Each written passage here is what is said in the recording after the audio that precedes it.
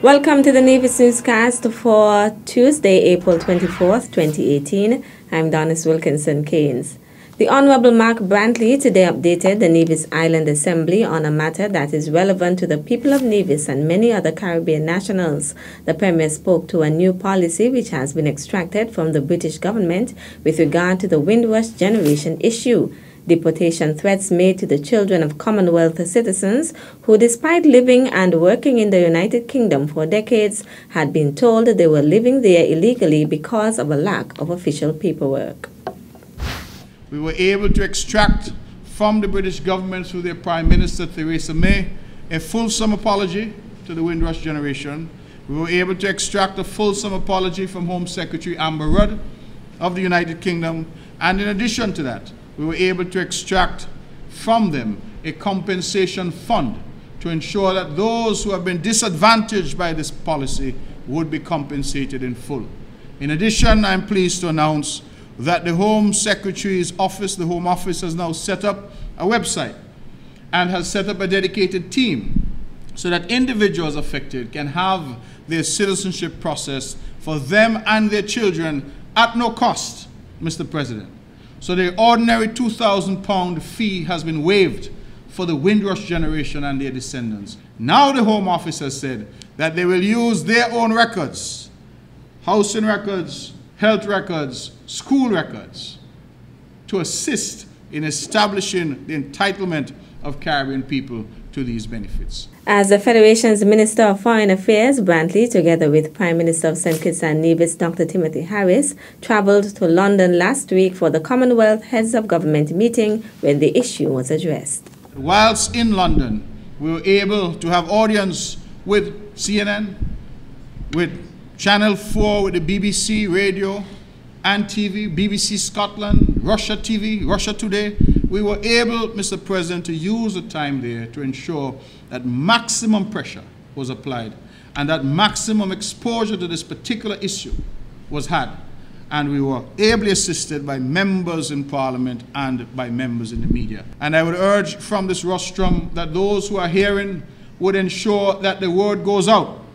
And so all of our people make sure that they put themselves in a position to benefit from this new policy that we have been able to extract from the British government. Premier Brantley today recorded his appreciation for the leadership that St. Kitts and Nevis has provided on the Windrush generation issue.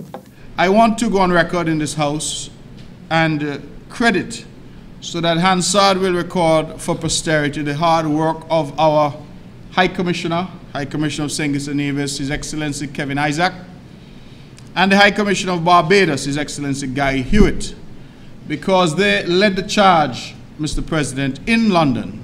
Among High Commissioners, they were able to garner the support of members of Parliament and members of the press, and they led the charge on this vexing issue. The Premier made that statement during today's sitting of the Nevis Island Assembly when two bills were tabled. The Honorable Mark Brantley, as Minister of Finance, tabled the bill shortly entitled Tax Administration and Procedures Amendment Ordinance 2018, which will amend the Tax Administration and Procedures Ordinance, Chapter 611N. The Honorable Eric Evelyn, Minister of Information, tabled the Nevis Freedom of Information Ordinance 2018 and sought to have it read for the first time. The Nevis Freedom of Information Ordinance 2018 will give members of the public a general right of access to official documents of public authorities, subject to limited exceptions and for matters thereto. Rehabilitation work will commence at the Alexandra Hospital on Tuesday, 1st May 2018. This announcement came from Junior Minister of Health, the Honorable Hazel Brandy Williams, during statements by ministers at the Nevis Island Assembly earlier today. It is expected that the construction date will take somewhere between 18 and 24 months. And after this, we should have a facility, a two-level facility that will house on the ground floor. We will see a dialysis unit, the radiology unit, the physiotherapy unit, laboratory, and the pediatric isolation area. And on the second floor, we will have the dialysis unit, the private wards, a conference room, and some other facilities. Minister Bandy Williams is asking for the patience and understanding of the employees and the patients of the Alexandria Hospital as the work commences. So I'm asking the general public and the clients of Alexandria to bear with us as we try to make the conditions at Alexandria better for all of us. I would like to crave the indulgence of the workers at Alexandria as well, because it is evident that more will be required of them during their course of duty on a daily basis. And so I'm asking them to be patient and to work with us as we try to better the conditions at Alexandria. The Junior Minister of Health noted that the contractors for the project are Clive Evelyn and Edric Pemberton. The project is expected to be completed in 18 to 24 months. Every effort must be made to close the immunization gaps in order to achieve health care for all, as enshrined in the Sustainable Development Goals. Those were remarks made by Minister of State with Responsibility for Health, the Honorable Wendy Phipps, in an address to mark the celebration of the 16th Vaccination Week in the Americas from Saturday, April 21st to Saturday, April 28th. For us here in St. Kitts and Nevis, this calls for us to do our part in A, encouraging parents and guardians to vaccinate their children, especially school-age children. B, ensuring that there is adequate governmental support to finance our national immunization program. C, protecting our citizens before they travel abroad to areas where certain diseases are prevalent. And D, protecting our borders by ensuring that minimum vaccination standards are maintained by travelers seeking to access our ports of entry for purposes of work, leisure, or medical tourism. The Health Minister also spoke to other concerns. The Federal Ministry of Health is also concerned about unaccounted vaccine coverage that is being practiced by some private sector healthcare providers. In such cases, the ministry can neither guarantee the effectiveness of the vaccines nor the management of the cold chain regarding the required vaccine storage in the private sector setting. Vaccine refusals among certain activist groups are also cause for concern to the ministry, given that children in such families lack the necessary immunization coverage in their formative years.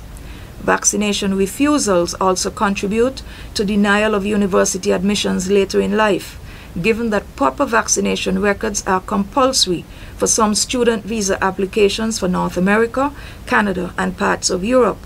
The Federal Ministry of Health cannot and will not falsify vaccination records in order to assist such students and their families who are confronted with such educational difficulties. Minister Phipps is encouraging every citizen and resident of St. Kitts and Nevis to support the various activities planned for the observance of Vaccination Week in the Americas 2018. She says the Ministries of Health also encourage citizens and residents to feel empowered to freely access the services of the Federation's 17 health centers, where district medical officers and community-based nurses would welcome the opportunity to respond to patients' needs and answer any health-related questions. Still to come. And we will ensure during our Junior Street Parade that we have folklore in galore. We'll give you the details after this break. Culturama is the premier cultural festival of Nevis, and it is celebrated annually over the Emancipation Day weekend. And there is some significance in the date why Calvin Cabo Howell chose the Emancipation Day weekend. That weekend is when we celebrate the emancipation of our forefathers from slavery back in 1834. July 26th until August 7th, 2018, we will celebrate the 44th anniversary of this festival. Welcome back. The Caribbean Development Bank, CDB, is seeking to assist in the development of the energy sector on Nevis. O'Reilly Lewis, Division Chief of the bank's Economic Infrastructure Division, made the disclosure at a meeting with the Honorable Spencer Brand, Minister in the Nevis Island Administration, and other officials on April 19th. We are particularly interested in the energy sector. We have past experience with NEVLEC. We would have done funding for some of the generators and so on. We would have been involved in the transformation of NEVLEC from a government department to an autonomous business entity. And we know that you have several initiatives going in both in conventional energy and renewable energy.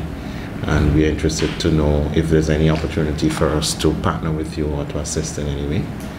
And generally to deepen our engagement with your team and your staff.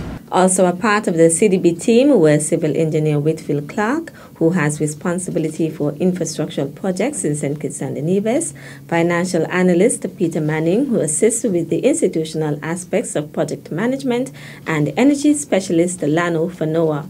In an invited response, Honorable Mark Brantley, Premier of Nevis and Minister of Public Utilities and Energy, welcomed the CDB's interest, as the bank has been a solid partner for the Nevis Island Administration over the years. Premier Brantley added that he looks forward to working further with the CDB on critical public projects of this kind. Culturama 44 will have a number of new activities, some of which were revealed at the media launch which took place at the Nevis Performing Arts Center on Friday, April 20th, 2018. Some of the new activities include a Nevision Heritage Village Open Day, Nevis Fit Games Fittest of the Fist and Mr. Physique Show, Love Sax and All That Jazz, a dramatic presentation dubbed The Man's Dem, and a breakfast fete. There are quite a few changes in the Culturama lineup, including the Junior Street Parade, which will be hosted on a separate day as opposed to sharing the day with the Adult Street Parade. The Junior Cultural Street Parade this year will be organized by the good folks at the Nevis Cultural Development Foundation, the NCDF. Chairman of the Committee for Culturama 44, Abanati Liebert, made those announcements while introducing the Culturama 44 committee members. He also used the opportunity to encourage persons from all walks of life to attend the festival dubbed the Caribbean's Greatest Summer Line. I would want to encourage each and everyone here and those in the diaspora, those in St. Kitts, those in Nevis, to come and enjoy what we have dubbed as the Caribbean's Greatest Summer Line, Nevis Culturama Festival 2018, July 26th until August 7th. We have a packed calendar of activities, and I am sure that at the end of this festival, like last year, you'll be saying, this was the best Culturama ever. The slogan for this year's festival is Fet Food Folklore Culturama 44. It will officially begin on Thursday, 26th July and culminate on Tuesday, 7th August 2018. That's it for this edition of the Nevis Newscast. On behalf of all of us here in the Department of Information, thank you for viewing. At a loss as to what's going on in Nevis? Tune into NNC on NTV. Don't worry if you don't have cable either. NNC will bring the news to you wherever you are. Facebook and Facebook Live. YouTube and YouTube Live. NevisTVOnline.com. Roku app, NTV mobile app, Smart TV, Apple TV, and any other IPTV platforms. When me ANC and you ANC, NNC.